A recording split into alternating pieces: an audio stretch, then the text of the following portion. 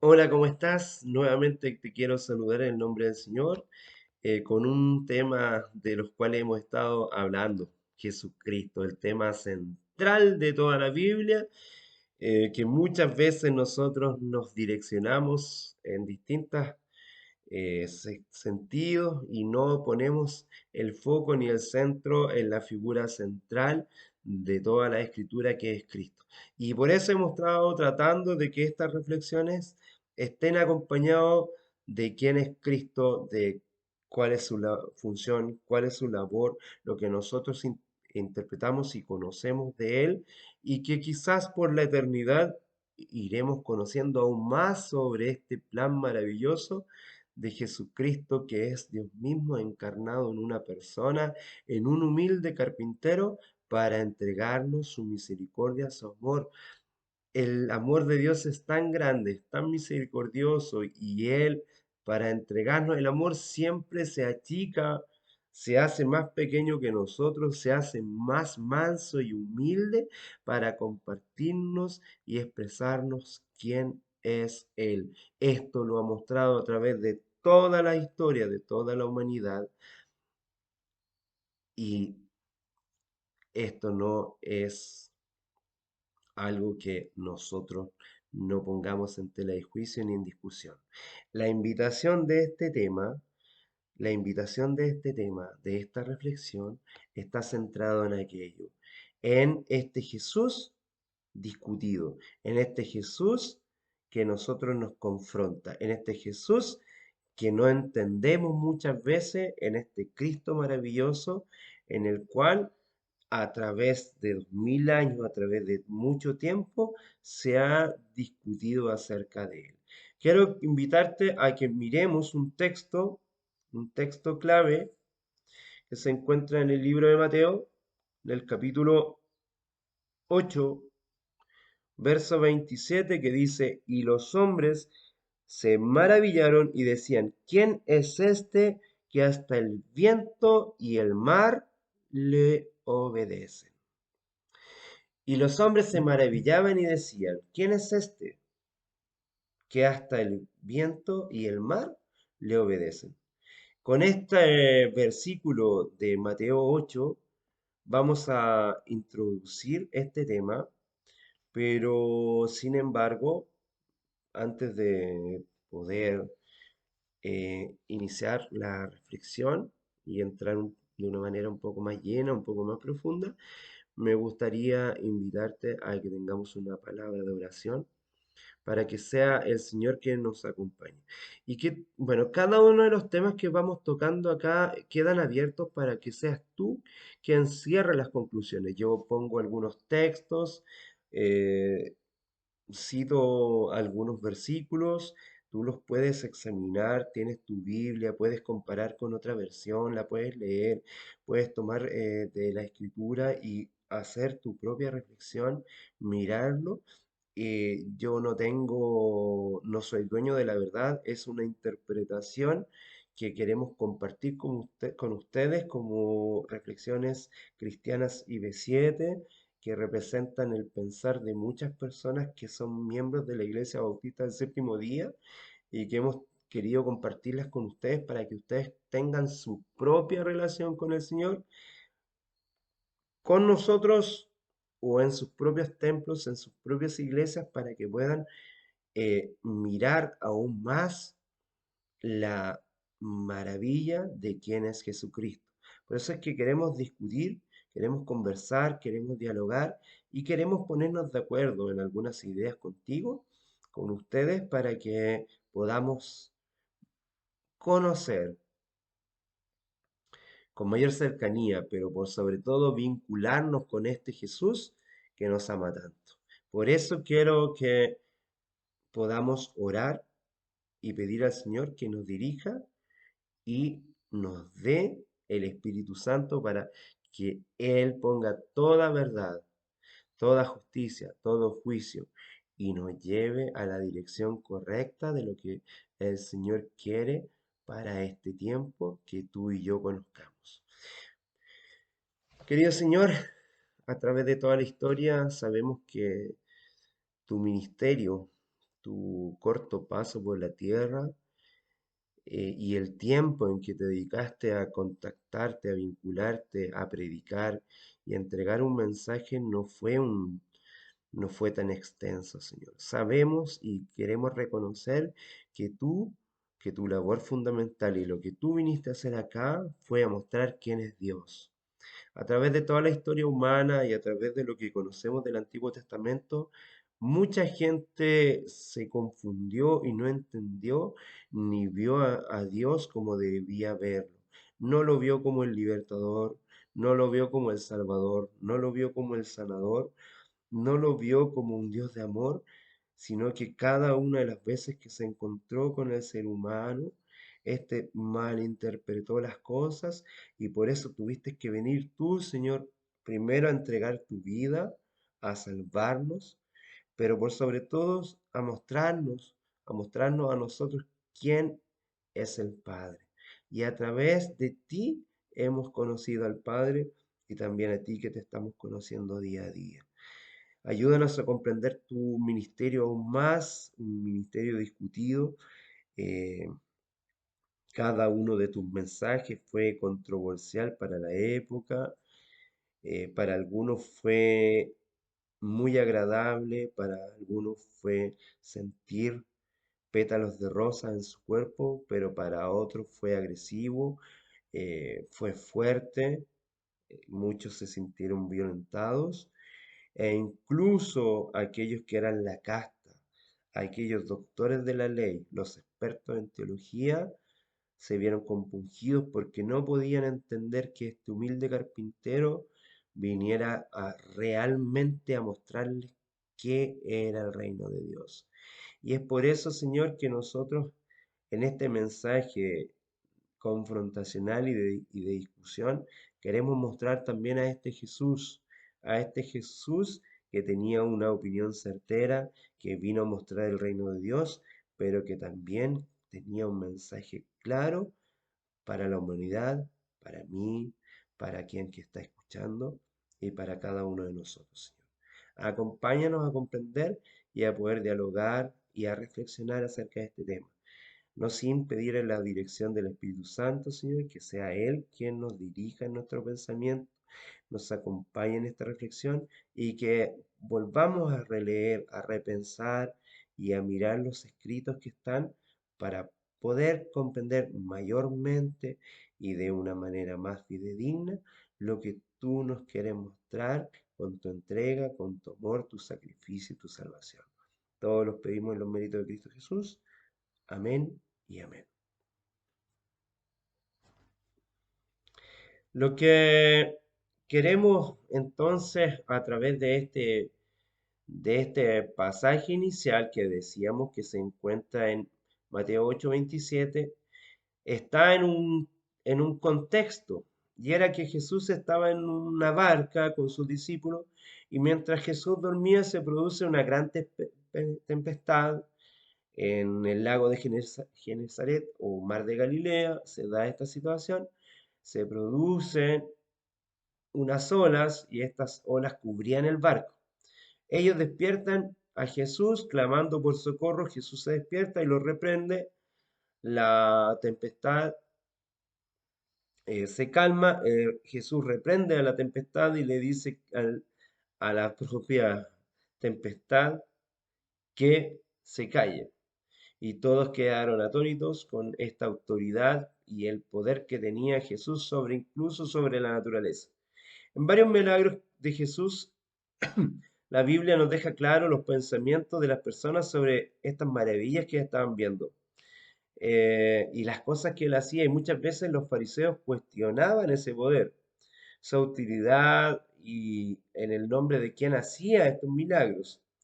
En otras situaciones, la Biblia nos señala y nos va relatando el pensamiento de los discípulos y de los que andaban con Jesús sobre quién podría ser este hombre que cura, que nos sana, que liberta, que resucita y que controla a las mismas fuerzas de la naturaleza, todas estas leyes físicas.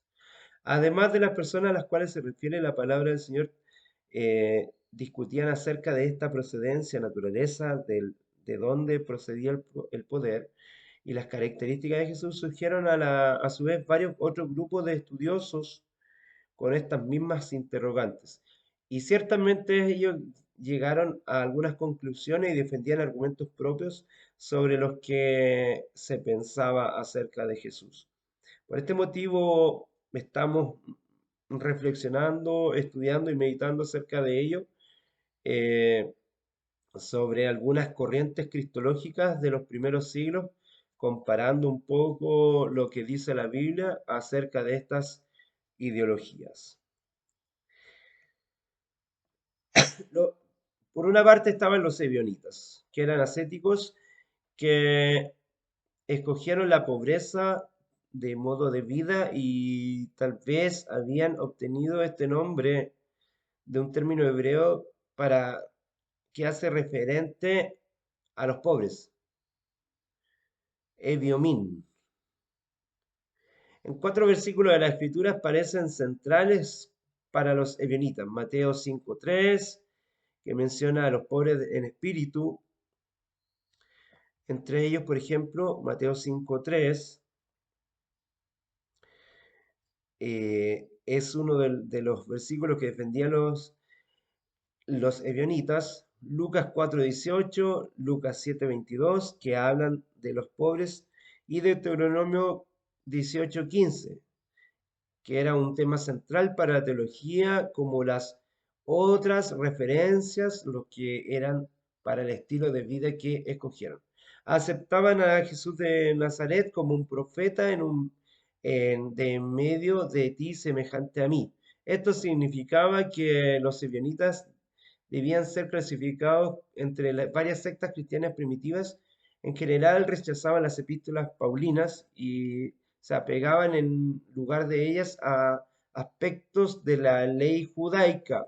Por eso debían ser contactos entre las sectas cristianas judías.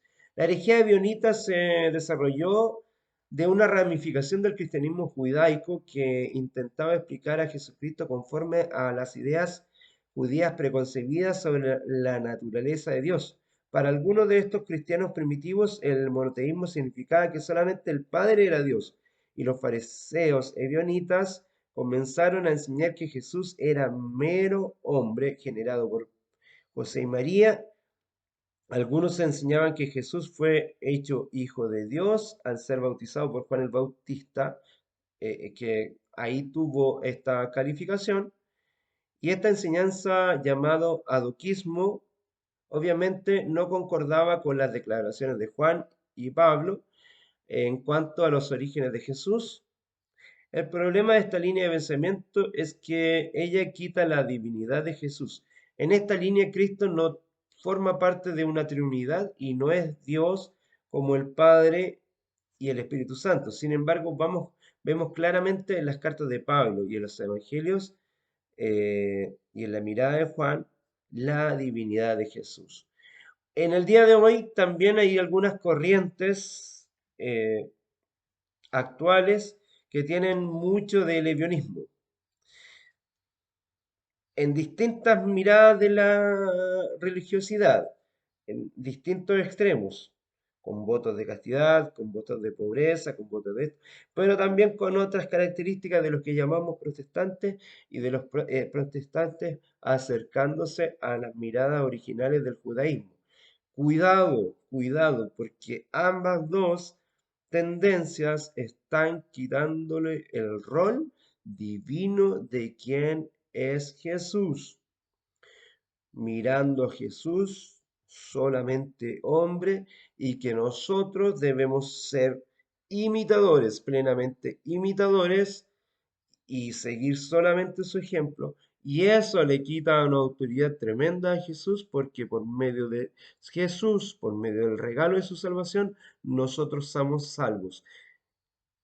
Implícitamente te está invitando a que busques la salvación por tus propios medios, por tus propios ritos, por tus propias actitudes, por tus propias costumbres, por las costumbres que estaban en el original, en las raíces, etcétera, etcétera. Ten cuidado con esa visión que se ve es más de un polo del cristianismo. Si eres inteligente, tú sabes de lo que te estoy hablando.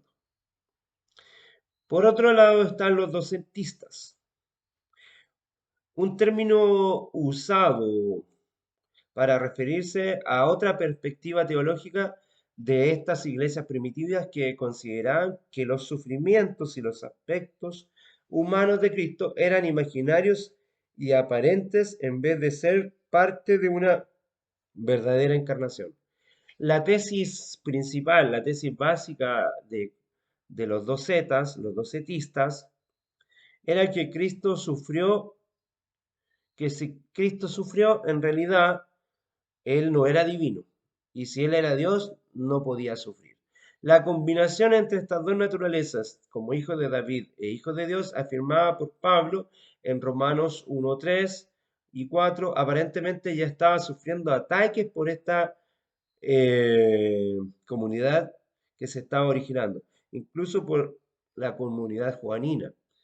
Uno puede ver en Primera de Juan 4, versículo 2, Segunda de Juan 7, el pensamiento docético se convirtió en parte integrante de las perspectivas de los gnósticos, que consideraban a Jesús como un mensajero alienígena procedente no del presente mundo del mal, intocable por el Creador, que para ellos es maligno. Este Jesús alienígena vino para despertar a los gnósticos hacia su destino y que este fuera el ámbito de la creación. Aunque los redactores de los credos de los apóstoles y de la mirada de Nicea se opusieran a la enseñanza docética y claramente propusieran las dos naturalezas de Jesús, la humana y la divina, estos fueron los redactores de una definición en Calcedonia en el año 451 después de Cristo, que hicieron explícito la enseñanza cristiana acerca de Jesucristo como vero Dios y vero hombre. Ellos todavía se equivocaban al permitir que la filosofía gnóstica dictase el significado de los datos bíblicos. En última instancia, el Cristo descrito por los docetitas o docetas no podía salvar a nadie, pues su muerte en un cuerpo humano era la condición previa para destruir el dominio de Satanás sobre la naturaleza humana. Hebreos 2:14. El problema de esta línea de pensamiento es que desprecia una de las partes de Jesús, la humana o la divina. En Juan 1:1 deja claro que el verbo era Dios y el versículo 14 dice, el verbo se hizo carne y habitó entre nosotros, lleno de gloria, lleno de gracia y de verdad. Y vimos su gloria, gloria como del unigénito del Padre, comprobando que Jesús era tanto divino y humano al mismo tiempo. Tema que hemos estado conversando hace bastante tiempo. Si los, en este caso, si en este caso se miraba a esta naturaleza que era solamente divina, no podía haber un sacrificio verdadero para estos miradas de los docetistas o gnósticos. Así que no podía haber una salvación por medio de esto. También estaban los arrianos. A principios del siglo IV, un hombre llamado Ardo, sacerdote del norte de África, proponía con vigor sus enseñanzas y muchas personas creían en esta. Las enseñanzas tal vez sean mejor entendidas si aparecen en 8 declaraciones que encajan según la razón humana. La primera decía la característica fundamental de Dios es la soledad. Él existe solo. Dos poderes habitan en Dios, el verbo y la sabiduría. 3. La creación fue llevada a efecto por una sustancia independiente que Dios creó. 4. La existencia del Hijo es diferente a la existencia del Padre. Y esto obviamente habla de la preexistencia. 5. El Hijo no es verdaderamente Dios. 6. El Hijo es una creación perfecta del Padre. 7. el alma humana de Cristo fue sustituida por el Logos.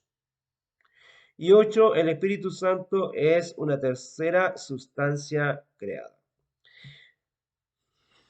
Ya te estás dando cuenta de quiénes son los arrianos modernos. También te estás dando cuenta de que muchos hoy día tienen dentro de sus creencias esta secta que se originó en el siglo IV después de Cristo y que hasta el día de hoy sigue fomentándose de distintas formas y distintos aspectos y en distintas miradas de las iglesias cristianas.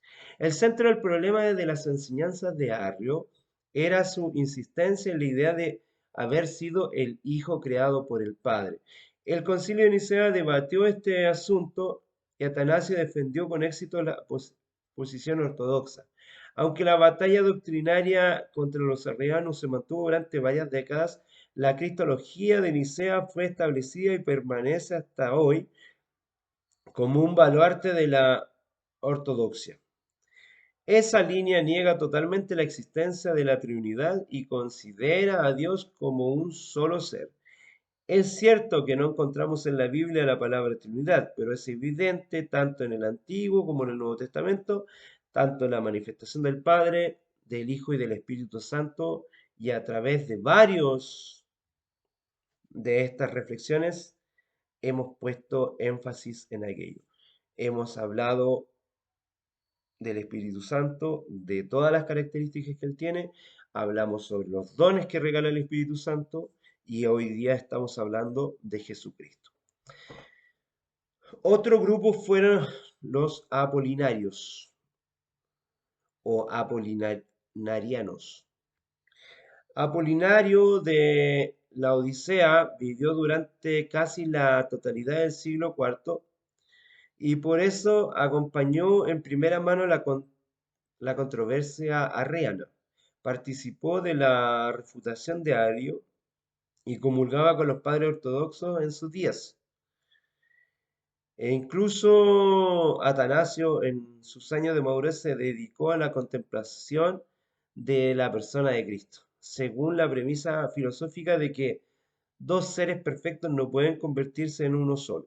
Creía en la definición de la divinidad de Cristo de conformidad con el credo de Nicea, pero sostenía que Jesús como hombre tendría espíritu, alma y cuerpo. Añadir a esta persona la divinidad completa del Hijo resultaría en un ser de cuatro partes, una monstruosidad, según Apolinario. Pero para él la solución era el Logos, presentando la divinidad total del Hijo, sustituido al espíritu humano en el hombre de Jesús. Esta fue una manera como Apolinario refirió y reunió lo divino y lo humano en Jesús. Esto pasa cuando muchas veces las personas quieren dar una explicación y esto no era un tema para el judío cristiano. Esto empezó a pasar cuando los gentiles, principalmente griegos, eh, su tendencia era a definir y a estructurar y a dividir las cosas en partes. Por eso es que estos hombres como Arrio o Apolinario tratan de encajar y poner fundamentos a las cosas espirituales. Y esto trajo consigo consecuencias garrafales como esta. Pero ¿cómo explicar esta naturaleza humana de Jesús sin un espíritu, como comprendía Apolinario? Para comprender la cristología de Apolinario es necesario conocer su teoría sobre la naturaleza humana. Él creía que el ser humano consistía en un cuerpo, el cadáver de la carne, un alma, un principio vital que lo animaba, y un espíritu, o sea, una tripartición de esta vida. Y el espíritu era la mente y la voluntad de la persona. Un cuerpo, un espíritu y un alma. Según la enseñanza de Apolinario, la mente de Jesús era divina y no humana. Pero ¿sería este el Jesús presentado en el Nuevo Testamento? Te pregunto a ti, como semejante a Cristo, ¿cómo Cristo en este caso podría pasar por tentaciones genuinas si no era verdaderamente humano? Los padres ortodoxos se hicieron estas preguntas y se las señalaron a Apolinario. Cuando éste se negó a cambiar su posición, se convocó al concilio de Constantinopla en el año 381 después de Cristo, y en las enseñanzas de Apolinario fueron refutadas. Sin duda que tal discusión nos plantea una importante cuestión acerca de Jesús. ¿Tenía él una mente humana? Varios textos bíblicos parecen ser muy revelantes y muy reveladores y relevantes en esta situación. En Lucas 23:46 leemos que en el momento de la muerte, clamando a Jesús con gran voz, dijo: Padre, en tus manos encomiendo mi espíritu. Es evidente así que el espíritu era un aspecto de la existencia humana de Jesús y que vuelve a Dios con ocasión de la muerte.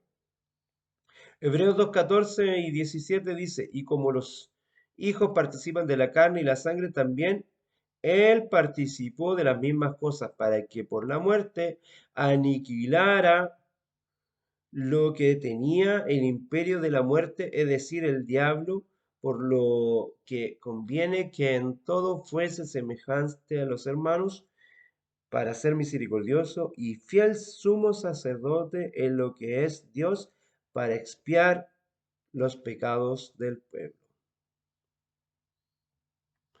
Y así encontramos otros grupos como los nestorianos, los eutiquianos, entre otros. Los evionitas o evionitas, como bien dijimos a un principio, negaban la divinidad de Cristo, afirmando que él era solo humano. La Biblia nos demuestra que no es así. Los docetistas negaban la humanidad de Cristo, afirmando que él era solo divino. Las tentaciones, todo lo que sufrió y todo lo que padeció nuestro Señor Jesús nos revela lo contrario. Arriano negaba la totalidad de la naturaleza divina de Cristo, afirmando que era un ser menor que Dios. La misma Biblia dice, y Jesús mismo lo dice: a tanto tiempo he estado con ustedes y aún no han visto al Padre, yo soy uno con el Padre. Los apolinarios o apolinarianos negaban la naturaleza o la totalidad de la naturaleza humana de Cristo, afirmando ser humano solo en parte su humanidad, y sacando en sí lo que era su pensamiento, por esta división de alma, espíritu y cuerpo. Los nestorianos negaban la unión de las dos naturalezas de Cristo, afirmando que esas naturalezas estaban separadas en él. Si no existía unidad en él, no podría haber tenido un equilibrio y haber sido el Cordero perfecto para entregarse como sacrificio nuestro.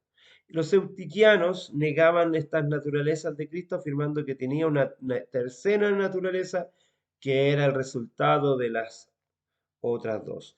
Bueno, corrientes cristológicas como esta intentan siempre de una manera herética explicar y explicar.